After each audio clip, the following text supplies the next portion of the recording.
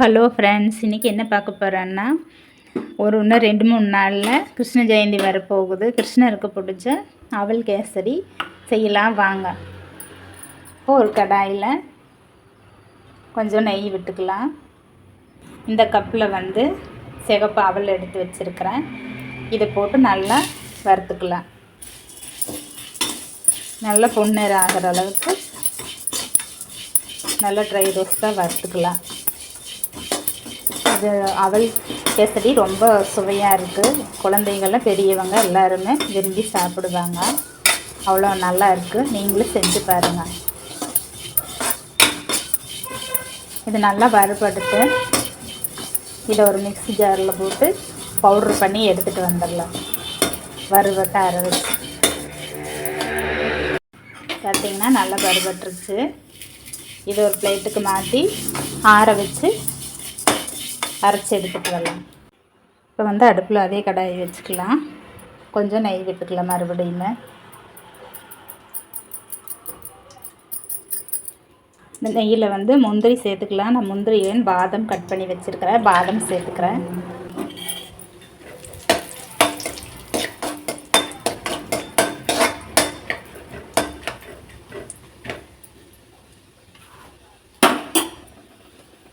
பாதம் லைட்டாக வதங்கட்டு அது கூட அரைச்சி வச்சு அவல் சேர்த்துக்கலாம்.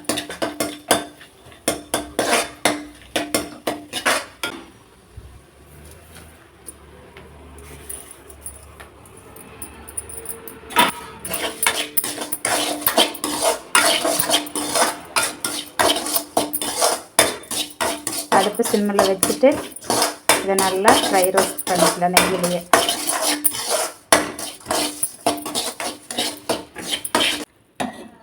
இப்போ அவல் போட்ட கப்புலேயே 2 கப்பு தண்ணி ஊற்றிக்கலாம்.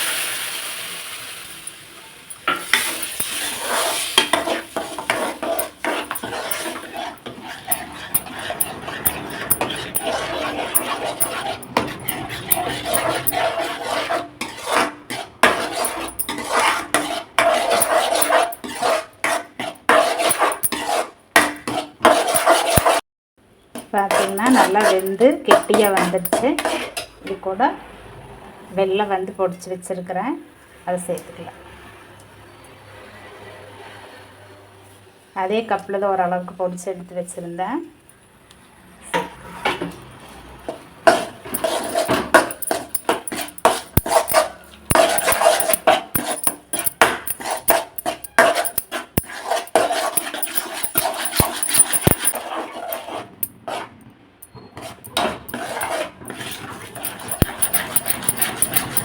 நல்லா வாசனையாக இருக்குதுங்க.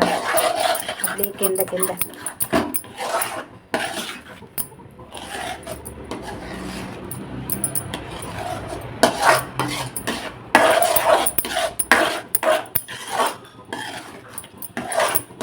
பாருங்க எவ்வளோ சூப்பராக இருக்குது. அப்படியே சிம்மில் வச்சு நல்லா திரண்டு வர வரைக்கும் கிண்டிக்கிட்டே இருக்கலாம். அவ்வளோதாங்க. பாருங்க கேசரி ரெடி ஆயிடுச்சு. வேறு மொட்டாமல் இப்படி வந்துருக்கு பாரு.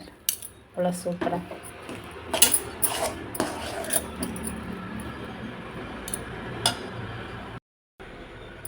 கடைசியாக ஏலக்காய் போட்டுக்கலாம்.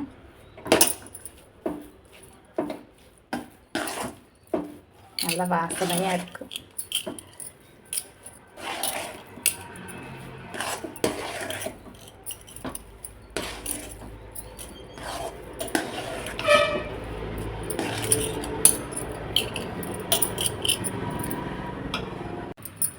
அவ்வளோதாங்க. சுவையான அவல் கேசரி ரெடி. பாருங்கள் எப்படி வருது ரொட்டாமல். எவ்வளோ அழகாக இருக்குன்னு. சூப்பராக இருக்குது. இந்த மாதிரி நீங்களும் செஞ்சு கிருஷ்ண ஜெயந்திக்கு சாப்பிட்டு பாருங்கள். என்னோடய வீடியோ பிடிச்சிருந்தால் லைக் பண்ணுங்கள், ஷேர் பண்ணுங்கள், கமெண்ட் பண்ணுங்கள். மறக்காமல் சப்ஸ்கிரைப் பண்ணுங்கள். தேங்க்யூ.